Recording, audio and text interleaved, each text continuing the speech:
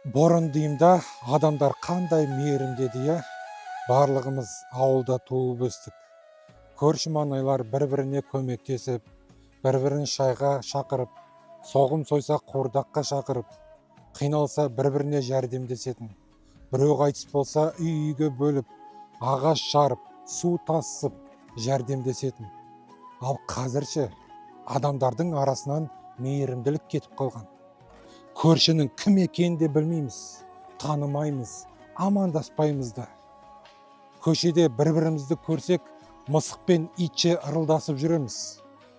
Білесіз ба, бұның барлығы телефонға тәуелділіктен басталып жатыр. Біз телефонның ішіндеміз, бірақ шынайы өмірді ұмытып қалдық. Адамдарға мейірім көзбен қарамаймыз, қатыгез болып кеткенбіз. Білесіз ба, пайғамбарымыз саллаллаху алейхи уассалам хадисінде айтады: мейірімділік танытпаған мейірімге бөленбейді дейді. Сондықтан да өзіңіз мейірімділік күтіп жүрсіз ба, өзіңіз бірінші мейірімділік танытыңыз, жақсылық жасаңыз.